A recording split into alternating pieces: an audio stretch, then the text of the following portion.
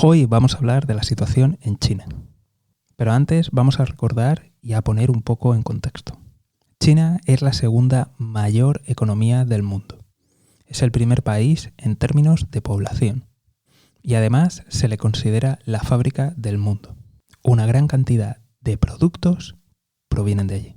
Sin embargo, esto le hace devorar ingentes cantidades de materias primas. Por otra parte, también tenemos que recordar el régimen que allí existe, porque esto evidentemente tiene implicaciones en los datos, en las estadísticas y en cómo funciona la economía. Por un lado, si nos fijamos en los datos oficiales a nivel estatal, vemos que siempre se cumplen. Pero cuando los miramos a nivel regional, observamos que esos datos en muchas ocasiones superan las expectativas, de tal forma que si sumamos el PIB y muchos datos de todas las regiones, vemos que superan ampliamente el nacional. ¿Qué significa todo esto? Pues que evidentemente hay cocina de datos y muy probablemente se estén inflando algunos de los datos, o muchos de ellos. Muchos de los dirigentes comienzan en administraciones pues pequeñitas, locales, y si cumplen con las expectativas, pues son promocionados. De tal forma que estas administraciones que no son centrales, pues evidentemente siempre les conviene alcanzar los objetivos e incluso superarlos. Así que detrás de ese crecimiento continuo y sostenido, podríamos ver que no solamente haya un milagro económico, sino también haya un poco o un mucho de maquillaje de cuentas. En cualquier caso, nadie está discutiendo que China es una gran economía, es la segunda mayor economía del mundo. Por otro lado, aunque ya no se hable de ello, todos recordaremos Evergrande, que aparecía en las portadas internacionales continuamente, y de todo el sector inmobiliario chino. El sector inmobiliario en China se considera que es el mayor sector del mundo. El mayor sector del mundo. De hecho, representa casi 1/3 del PIB de China. Esto es una absoluta barbaridad. Los países que se han acercado a un PIB tan grande en el sector inmobiliario es porque tenían una burbuja mastodóntica. Y esto no solamente ha sido alimentado por el Estado, ha sido alimentado por los gobiernos estatales que recaudaban muchísimo dinero. También era una forma de invertir, una de las pocas formas que aún les quedaban a los ciudadanos chinos de poder invertir con cierta, hago comillas, libertad. Ellos no pueden invertir en mercados financieros internacionales, pero es menos complicado adquirir una vivienda. De tal forma que muchas rentas, sobre todo rentas medias, se han ido hacia este sector, ampliando y multiplicando la burbuja. De hecho, si me escuchas desde España, esto te suena. Pues bien, ese principio de colapso ya pasó. Ya han quebrado algunos de los mayores desarrolladores del mundo y de los mayores desarrolladores de allí de China.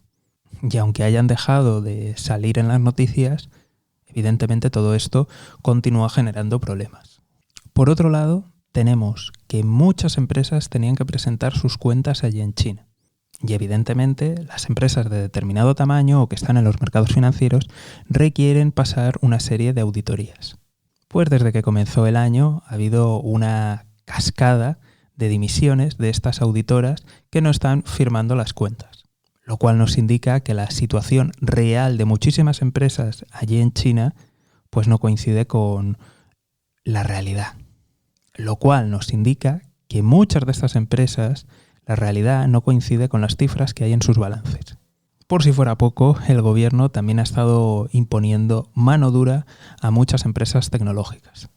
Recordamos el caso de Jack Ma o recordamos el caso de esas escuelas que daban servicios preparatorios a estudiantes y que de la noche a la mañana cambiaron las leyes haciendo que esas empresas pues no pudieran tener beneficios y por tanto destruyendo completamente su negocio.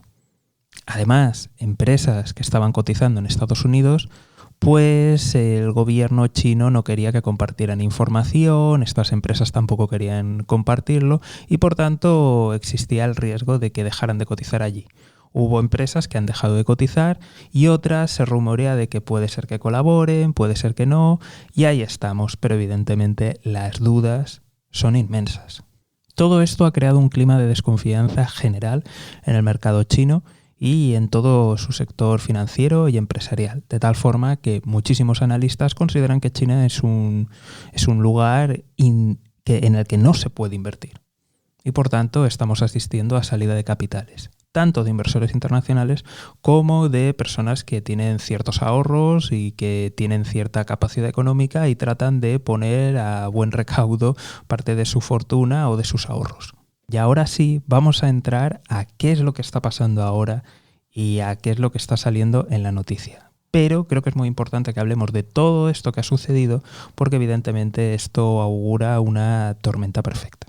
A día de hoy, China no ha abandonado la política de COVID-0 y por tanto continúa aún con esos encierros draconianos. Estamos hablando de que a día de hoy el 40% de la población china está encerrada. Y esto en términos económicos, si miramos las zonas que están afectadas por los encierros, representan nada más y nada menos que 7 trillones de dólares anglosajones o 7 billones de dólares de aquí de España. Esto multiplica varias veces el PIB de varios países europeos, de los mayores de ellos. Y por tanto, si solamente lo viéramos desde un punto de vista puramente económico, supone una gran ralentización dentro del país y de toda la economía mundial. Pero es que además China está integrada en los mercados internacionales, en la cadena de suministros, y es muy difícil encontrar muchos productos finales que no tengan una pieza o incluso sean producidos enteros en China. Con lo cual esto aumenta los retrasos en las cadenas de suministros y dificulta la producción industrial, en la mayoría de países del mundo. De tal forma que nos encontramos con una situación muy mala en China y que además precede del pinchazo de la burbuja inmobiliaria, de la destrucción de gran parte del sector tecnológico debido a los cambios regulatorios, de salida de inversores internacionales y el intento de huida de capitales de ahorradores nacionales. Y ahora, además, para rematar, continuamos con los encierros draconianos. Esto solamente quiere decir que viene una crisis inmensa, una crisis brutal allí en China y que evidentemente esto va a tener tentáculos y ramificaciones en todo el mundo. De hecho, solamente tenemos que fijarnos de que prácticamente todas las economías del mundo están subiendo los tipos de interés. Solamente falta de las principales áreas monetarias el euro, que ya ha anunciado que va a empezar a subir tipos de interés, y por parte de otras economías que van a acelerar las subidas. En cambio, en China estamos viendo exactamente lo contrario. Estamos viendo que la política del Banco Central es facilitar el crédito, es inyectar dinero en el sistema financiero. Y además estamos escuchando que por parte de la política se está preparando un plan de estímulo económico y de obra pública, de tal forma que las autoridades son conscientes de que la situación es muy mala y muy grave. En términos económicos dentro del país, evidentemente el consumo interno está cayendo, la producción industrial está cayendo y, por tanto, estamos viendo problemas estructurales muy serios.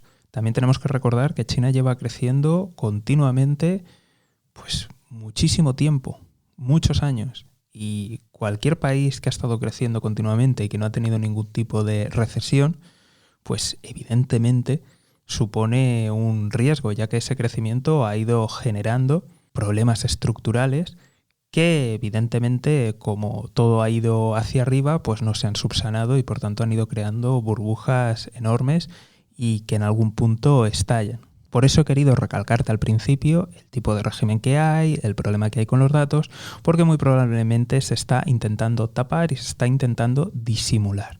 Pero basándonos solamente en los datos oficiales, estamos viendo cómo el paro está subiendo, cómo la inflación sube, cómo el consumo baja y cómo está habiendo problemas financieros, problemas empresariales. Además de esto, hay una burbuja enorme de la que no se habla, y es que, verás, cuando tú miras la deuda del país, de China, vemos que la deuda pública es relativamente baja comparada con el resto de países desarrollados. Y esto es debido a que existen una gran cantidad de empresas e instituciones que realmente están controladas por el Estado y que realmente es deuda estatal. Pero, como la tienen camuflada, pues en algunos sitios aparece como deuda empresarial y en otros sitios no aparece, porque también tienen una gran cantidad de banca en la sombra. Es decir, entidades que funcionan como cualquier entidad de crédito, como cualquier banco, pero que no se les considera como bancos. De tal forma que la deuda real de China tiene varios órdenes de magnitud, está multiplicada varias veces y realmente las cifras reales pues, pueden ser realmente mastodónticas. Todo ello podría indicarnos el porqué del comportamiento de China. Es decir, ¿no es su superaliado Rusia y no se supone que tienen una amistad sin límite? ¿Por qué no está interviniendo? ¿Qué está pasando con muchos países, con muchas inversiones de la ruta de la seda que se han quedado paradas? ¿Qué está pasando con muchos aliados tradicionales de China que están teniendo ahora problemas y no les están dando crédito, no les están invirtiendo más fuerte? ¿Qué está pasando? ¿Qué ocurre? Pues lo que ocurre es todo esto. Lo que ocurre es que ahora mismo China va a tener varios frentes internos. De hecho, el malestar es tan grande allí en China que estamos viendo los últimos encierros a personas enfrentándose a las autoridades. Y enfrentarte allí a las autoridades no es enfrentarte a las autoridades de tu país ni de prácticamente ninguno. Allí supone penas muy serias y muy graves. Con lo cual realmente estamos viendo que la situación es muy mala. Ya sé que en el imaginario colectivo muchas veces cuando se habla de colapso, cuando se habla de hundimiento, se cree que es algo rápido, algo de ¡pum! Empieza hoy y mañana o en un mes está listo. Pero la realidad económica, muchas veces cuando la analizamos, cuando vemos las caídas en producción, cuando vemos, por ejemplo, los índices bursátiles, si te fijas lo que pasó en la gran recesión, la de 2008, 2007-2008, si tú miras la bolsa desde máximos hasta que hizo mínimo, pues pasó 1 año y medio, 2 años, 2 años dependiendo del índice. Estamos hablando de que fue una crisis muy fuerte, muy abrupta, y aún así tardó de 1 a 2 años. Y esto es algo que se repite en las crisis. La única que hemos tenido así ha sido la de la pandemia, y algunos índices, vuelvo a repetir porque otros siguen mal, pero eso ha pasado solamente con la crisis de la pandemia.